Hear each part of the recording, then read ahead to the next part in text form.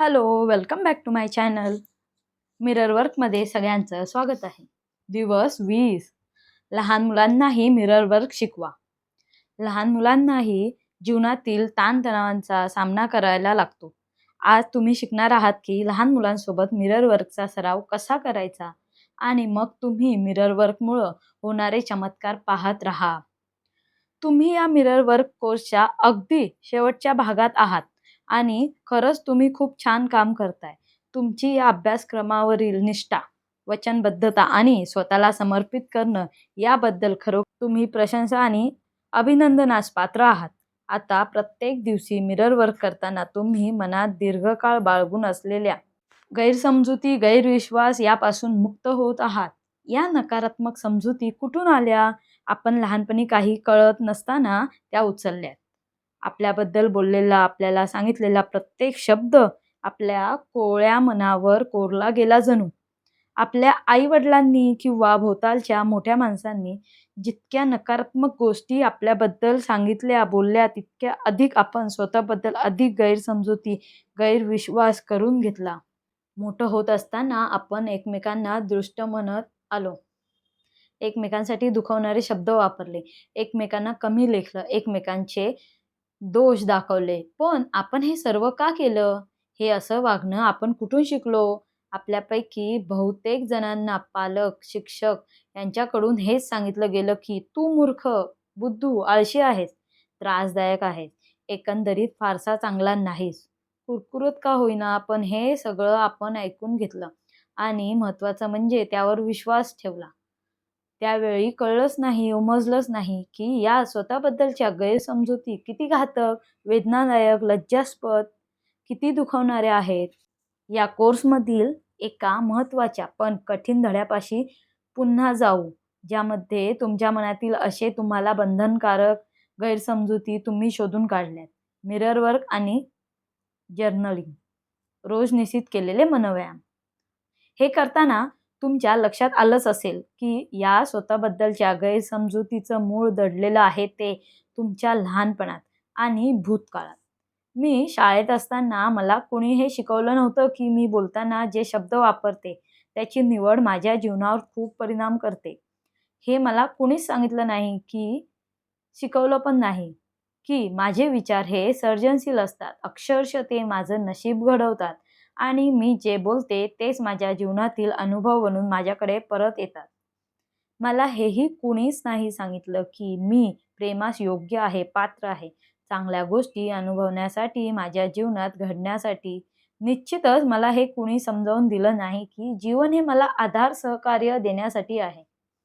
निदान आपल्या मुलांसाठी तरी आपण हे सर्व बदलू शकतो.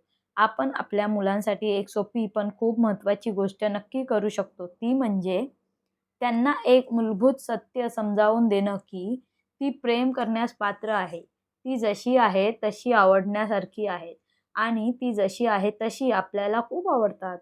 आपलं त्यांच्यावर खूप प्रेम आहे. आपली पालक म्हणून भूमिका हीच असायला हवी की प्रत्येक गोष्ट परिपूर्ण बरोबर असण्याची गरज नाही, तर आपण प्रेमळ आणि दयाळू असायला पाहिजे. आपण आपल्या मुलांच्या वयाचे होतो त्यावेळी आपल्याला सामोरं जावं लागत होतं त्यापेक्षा कितीतरी अधिक गोष्टींचा सामना आजच्या मुलांना करावा लागत आहे. त्यांच्यावर सतत जगात घडणाऱ्या घटना भडीमार होत आहे.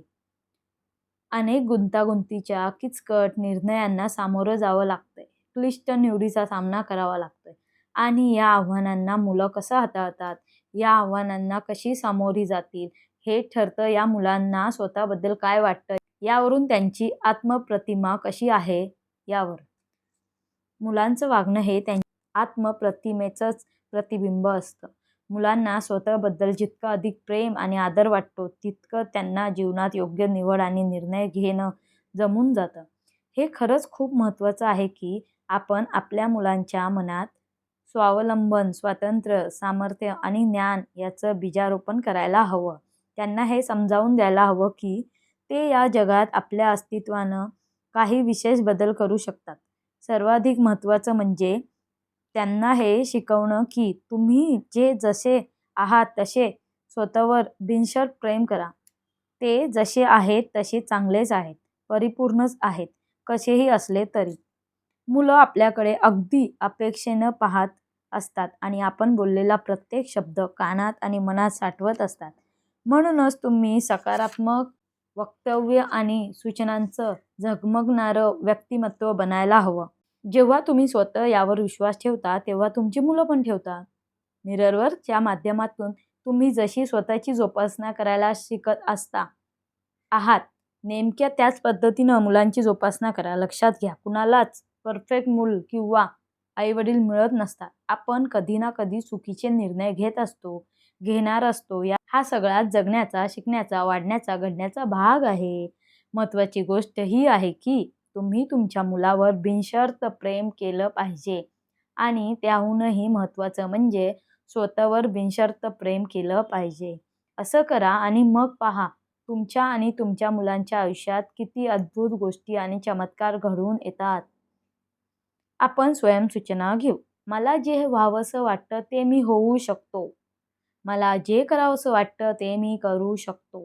वैश्विक शक्ती आणि जीवन माझ्यासाठी आधारभूत आणि सहकार्यशील आहे. 20व्या दिवसाचा दर्पण तंत्राविषयीचा मनोव्यायाम. एक छोटीशी गोड मुलगी स्वयंसूचना घेतानाचा व्हिडिओ तुम्ही पाहिलेला मला आवडेल. त्याचं नाव आहे जेसिकाज डेली अफर्मेशन. जेसिकाच्या दैनंदिन स्वयंसूचना हा व्हिडिओ तुम्ही पुढील वेबसाईटवर पाहू शकता. ओके, इकडे एक यूट्यूबची एक साईट दिलेली आहे. मी ती व्हिडिओमध्ये टाकते, तुम्हाला भेटेल, डिस्क्रिप्शनमध्ये टाकते. 2. हा व्हिडिओ तुमच्या मुलांसोबत पहा आणि स्वतःमधील लहान मुलासोबत पाहिला तरी चालेल. 3. तुमच्या मुलाला रोजच्या स्वयंसूचना म्हणायला लावा, ज्याप्रमाणे जेसिका व्हिडिओमध्ये करते. मुलाला विचारा की तो कोणत्या बाबतीत आनंदात आहे आणि तो आरशाला सांगायला लावा. 4. हा एक्सरसाइज किंवा मनोव्यायाम तुम्ही स्वतः मिररवर करून सुरू करू शकता आणि तो करताना तुमच्या मुलाला सहभागी होण्यास सांगू शकता. अशा वेळी सोप्या स्वयंसूचना वापरा.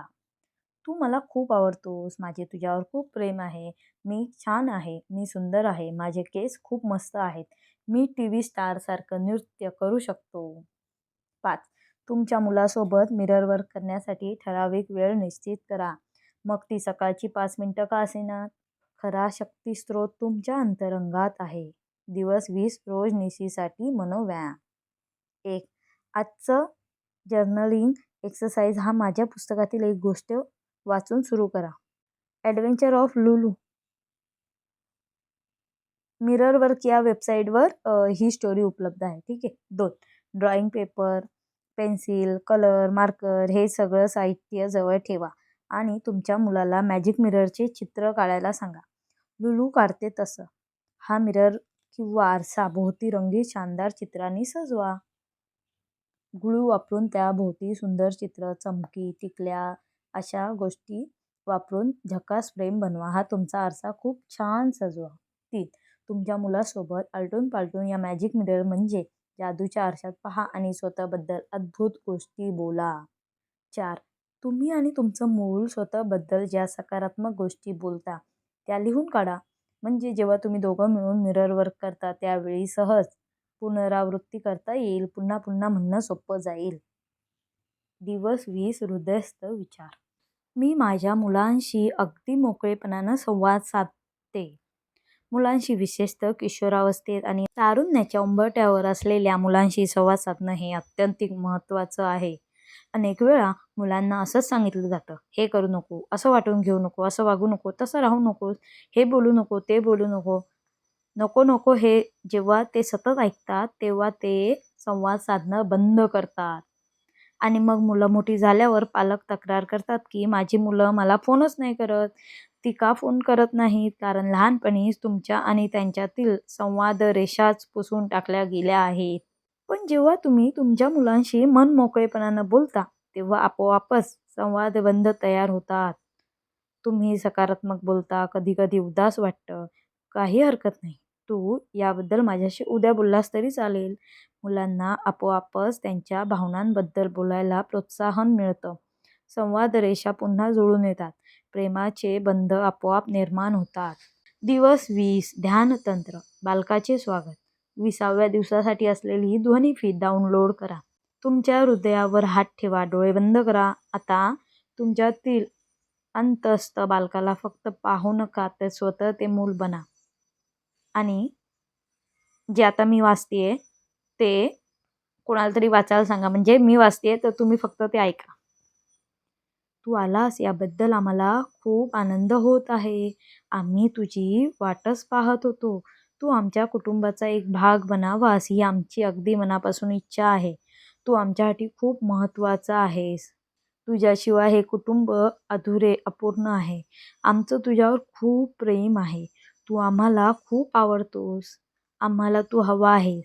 तुला वाढताना तुझा विकास साधण्यासाठी आम्हाला तुला मदत करायची आहे. तुला जे बनायचे ते तू बन. तू आमच्यासारखाच झाला पाहिजे असा आमचा अजिबात हट्ट नाही. तू तुझ्या सत्वाप्रमाणे असावास. तू जो आहेस तो एकमेव आहेस आणि हेच आम्हाला आवडतं.